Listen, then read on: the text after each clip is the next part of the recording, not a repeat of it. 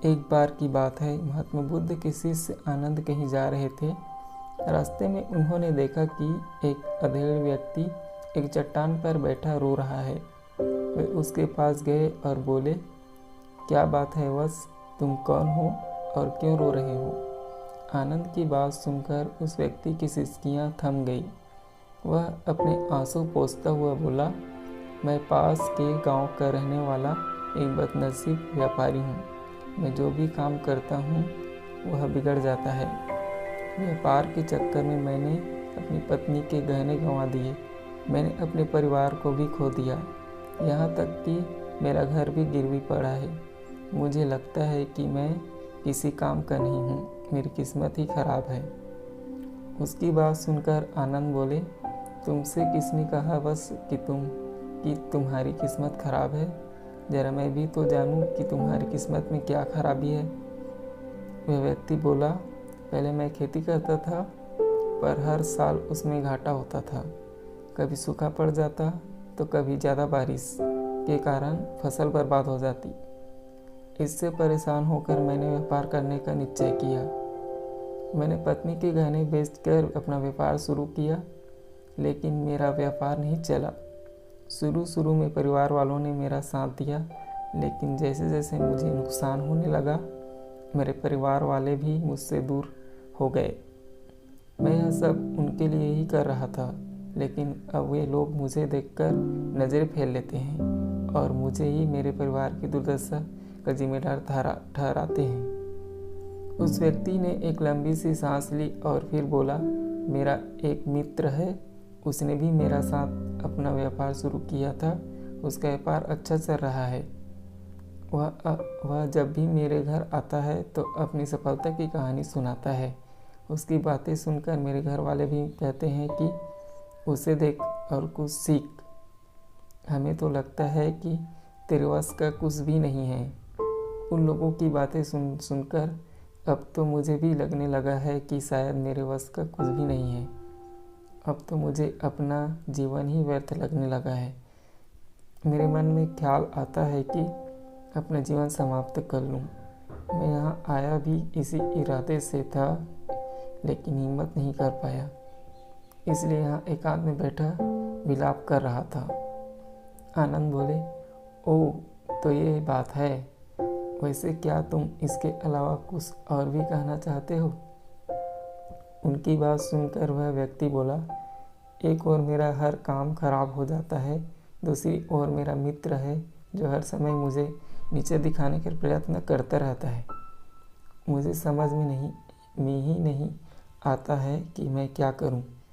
आनंद बोले, क्या तुम अपने मित्र की बातें सुनकर दुखी हो जाते हो?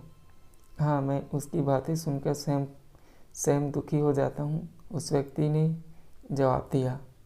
आनंद ने पूछा, तुम्हें किस बात का दुख होता है, अपने असफल होने का या फिर मित्र के सफल होने का?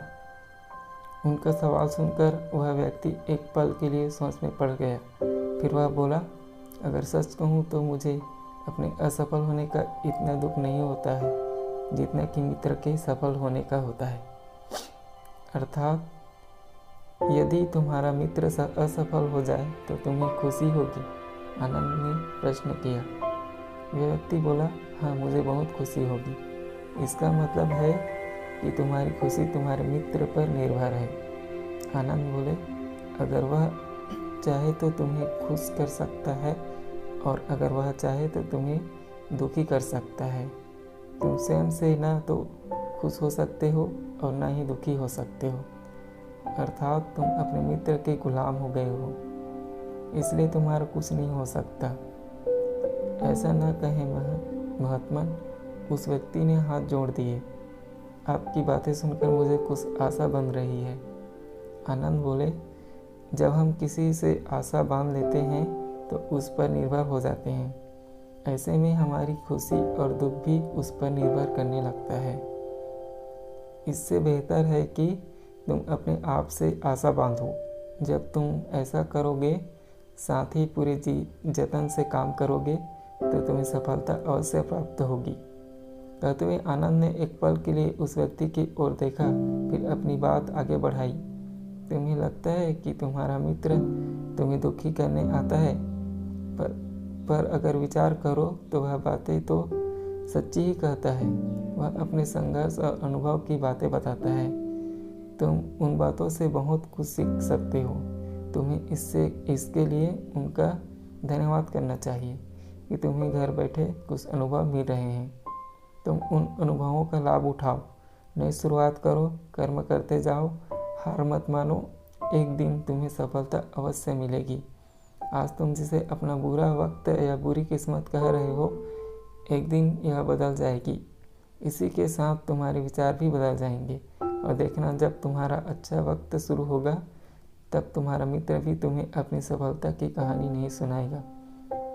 तब वह अपनी असफलताओं की बातें बताएगा ताकि तुम उसकी बातें सुनकर भ्रमित हो जाओ, तुम्हारा आत्मविश्वास हिल जाए और तुम गलत निर्णय ले सको। लेकिन उस समय भी तुम्हें अपनी बुद्धि का प्रयोग करना होगा। तुम्हारा मित्र जैसे आज तुम्हें दुखी करने आता है, उसी तरह समय भी वह तुम्हें दुखी करने आएगा, क्योंकि जिस तरह उसे दुखी देखकर तुम्हें मज़ा आता है, उसी तरह उसे भी तुम्हें दुखी देखने में उतना ही मज़ा आता है। वह व्यक्ति बोला, आपने सही कहा, लेकिन मेरा सबसे बड़ा दुख यह है कि मेरे परिवार के लोग भी इसमें शामिल है। वास्तव में मैं तो अपने परिवार के लिए अच्छा करना चाहता था, लेकिन वे लोग भी मेरी बात नहीं समझते हैं। वे भी मुझे गलत कहते हैं और अब तो वे मेरे साथ भी नहीं हैं। आनंद बोले, मैं सब समझ गया। तुम सांत्वना चाहते हो। वास्तव में दुनिया में सभी लोग सांत्वना ही चाहते हैं। हम चाहते हैं कि हम जब भी कुछ करें तो लोग हमारी प्रशंसा करें, लेकिन आमतौर से ऐसा नहीं होता है। इसलिए हम दुखी हो जाते हैं।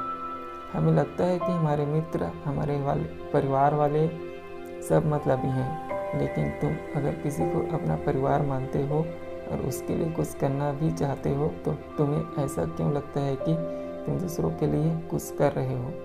वास्तव में तुम अपनी खुशी के लिए कर रहे हो।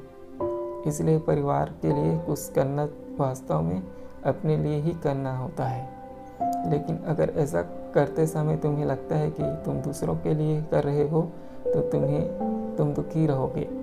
और अगर तुम्हें लगता है कि तुम अपने लिए कर रहे हो, तो तुम खुश रहोगे, क्योंकि जब तुम अपने लिए कुछ अच्छा करते हो या करना चाहते हो, तब तुम्हें सांत्वना की ज़रूरत नहीं पड़ती है।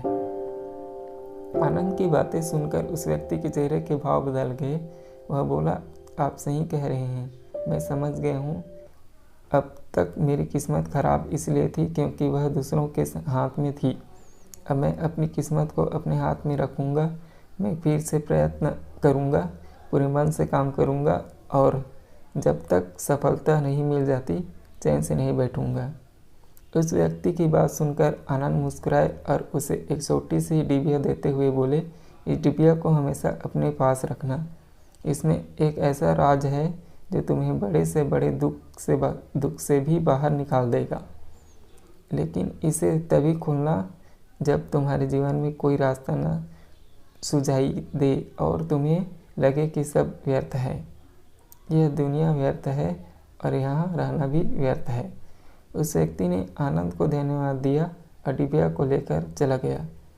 उसने नई उत्साह के साथ फिर से अपना व्यापार आरंभ किया। उसका व्यापार चल निकला। अपनी मेहनत और लगन के बल पर वह एक बड़ा व्यापारी बन गया। परिवार वाले भी उसके साथ आ गए और उसका जीवन हंसी खुशी बीतने लगा। अब वह भूतकाल का रोना छोड़ चुका था। वह भविष्यकाल की भी चिंता नहीं करता था, बस अपने वर्तमान को संवारने में लगा रहता था।